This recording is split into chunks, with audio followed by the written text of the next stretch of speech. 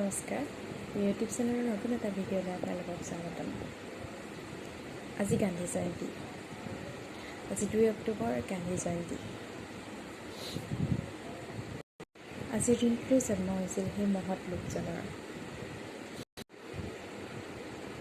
যিয়ে অন্য স্বাধীনতা সংগ্ৰামীসকলৰ লগত লগ হৈ আমাৰ দেশক স্বাধীন কৰিছিল। দেশৰ স্বাধীনতা আন্দোলনৰ গুৰি ধৰোঁতা আছিল বাবে মহাত্মা গান্ধীক জাতিৰ পিতা বুলি কোৱা হয়। আজি আমি এখন স্বাধীন ভাৰতত উশাহ ল'বলৈ পাৰিছোঁ। 1947 চনৰ 15 আগষ্টত আমাৰ দেশে স্বাধীনতা লাভ কৰিছিল আৰু আমাৰ দেশক ইংৰাজৰ হাতৰ পৰা বচাবলৈ স্বাধীন কৰিবলৈ কিমানজন লোকে যে প্ৰাণাহুতি দিবলগীয়া হৈছিল। আৰু তাৰে ভিতৰত বহুকেইজন স্বাধীনতা সংগ্ৰামীয়ে যেনেকৈ হ'লেও আমাৰ দেশক স্বাধীন কৰিবলৈ চেষ্টা কৰিছিল, কিন্তু মহাত্মা গান্ধীয়ে অহিংসা নীতিৰে আমাক আগবাঢ়িবলৈ আদেশ দিছিল। আৰু গান্ধীজীৰ সম্পূৰ্ণ নামটো হৈছে মোহনদাস কৰমচন্দ গান্ধী। মহাত্মা গান্ধী হৈছে এনেকুৱা এজন ব্যক্তি, যিজন ব্যক্তিয়ে জীৱনৰ শেষ উশাহটোলৈকে দেশৰ কাৰণে কাম কৰি গৈছিল, দেশৰ কাৰণে যুদ্ধ কৰি গৈছিল। আৰু তেওঁলোকৰ দৰে হাজাৰজন ব্যক্তিৰ বাবে দেশে 1947 চনত স্বাধীনতা লাভ কৰে। আজি আমাৰ ভিডিঅ'টোত মহাত্মা গান্ধীৰ বিষয়ে কিছু কথা আলোচনা কৰিম। মহাত্মা গান্ধীৰ বিষয়ে সকলোৱে জানে, কিন্তু আজিৰ দিনটোত মহাত্মা গান্ধীক সোঁৱৰিবলৈ মন গৈছে।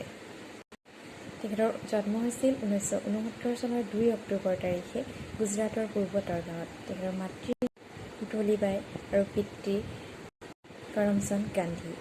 তেখেতৰ জন্ম যদিও বা গুজৰাটত হৈছিল, জন্মৰ কিছুদিনৰ পিছৰ পৰাই তেওঁলোকে ৰাজকোটত বসবাস কৰিবলৈ লৈছিল। 9 বছৰ বয়সত তেওঁ প্ৰথমবাৰ স্কুললৈ গৈছিল আৰু কিতাপক সদায় তেওঁ নিজৰ বন্ধু হিচাপে মানি লৈছিল। তেওঁ সৰুৰে পৰাই অত্যন্ত জ্ঞানী আৰু বুদ্ধিমান আছিল আৰু মাত্ৰ 13 বছৰ বয়সতে তেখেতে বিবাহ পাশত আবদ্ধ হৈছিল তেখেতৰ পৰা 1 বছৰ ডাঙৰ কস্তুৰীবাই নামৰ এগৰাকী যুৱতীৰ লগত। যিহেতু তেতিয়া সৰুতে বিয়া পতাৰ প্ৰথা ভাৰতত প্ৰচলিত আছিল। মহাত্মা গান্ধীৰ যেতিয়া 15 বছৰ বয়স হৈছিল, তেখেতৰ পিতৃৰ বিয়োগ হৈছিল তেতিয়াই। আৰু তাৰপিছতে তেখেতে লণ্ডনলৈ গৈ আইনী শিক্ষা গ্ৰহণ কৰে। 1891 চনত তেওঁ শিক্ষা সমাপ্ত কৰি ভাৰতলৈ ঘূৰি আহে। লণ্ডনত শিক্ষা গ্ৰহণ কৰি অহাৰ পিছতো তেখেতে চাকৰিৰ বাবে ভাৰতলৈ আহি বহুত সমস্যাৰ সন্মুখীন হ'বলগীয়া হৈছিল আৰু তেখেতে চাকৰি সূত্ৰে চাউথ আফ্ৰিকালৈ গৈছিল। 1915 চনত চাউথ আফ্ৰিকাৰ পৰা তেওঁ ভাৰতলৈ ঘূৰি আহি তেওঁ ইণ্ডিয়ান নেশ্যনেল কংগ্ৰেছত যোগ দিয়ে আৰু তাৰপিছতে তেওঁ ভাৰতৰ মানুহক অহিংসা নীতিৰে একেলগ কৰি একতাৰ বান্ধোনেৰে বান্ধিলে। বেলেগ বেলেগ জাতি জনজাতিৰ লোকক একেলগ কৰিবলৈ চেষ্টা কৰিলে আৰু 1922 চনত তেওঁ অসহযোগ আন্দোলন আৰম্ভ কৰিলে, যাৰ দ্বাৰা ভাৰতত বিদেশী বস্তুৰ ব্যৱহাৰ সম্পূৰ্ণৰূপে বন্ধ হৈ গৈছিল। আৰু যেতিয়া অসহযোগ আন্দোলনত তেওঁ সফল হৈছিল, তেখেতক গ্ৰেপ্তাৰ কৰা হৈছিল আৰু 2 বছৰৰ বাবে জেললৈ পঠাই দিয়া হৈছিল। আৰু গান্ধীজীক গ্ৰেপ্তাৰ কৰা কথাটো গম পাই ভাৰতবাসী বহুত খং উঠিছিল আৰু সকলোৱে একলগ হৈ গান্ধী যাত্ৰা আৰম্ভ কৰিছিল। আৰু তাৰ বাবে 1923 চনত 7,000 লোকক বন্দী বনোৱা হৈছিল, মানে গ্ৰেপ্তাৰ কৰি লোৱা হৈছিল। আৰু এনেকেই বহুতবাৰ গান্ধীজী দেশৰ বাবে জেললৈ গৈছিল।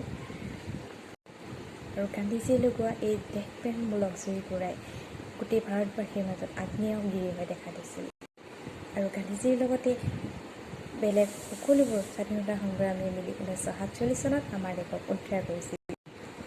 আৰু স্বাধীনতাৰ সেই উচ্ছাস চলি থকাৰ সময়তে এদিন হঠাৎ গান্ধীজীক 30 জানুৱাৰী তাৰিখে এই উচ্ছাস চলি থকাৰ মাজতে এজন নাথুৰাম নামৰ লোকে গান্ধীজীক গুলি কৰি হত্যা কৰিছিল। এই খবৰে ভাৰতৰ লগতে পৃথিৱীৰ সকলো লোককে বহুত দুখ দিছিল আৰু শেষত এই নাথুৰাম নামৰ ব্যক্তিজনক ফাঁচি দিয়া হৈছিল। আৰু গান্ধীজীৰ দৰে নেতাৰ বাবে আজি আমি এখন স্বাধীন দেশত জীয়াই থাকিবলৈ পাইছোঁ। জয় গান্ধীজী, নমস্কাৰ।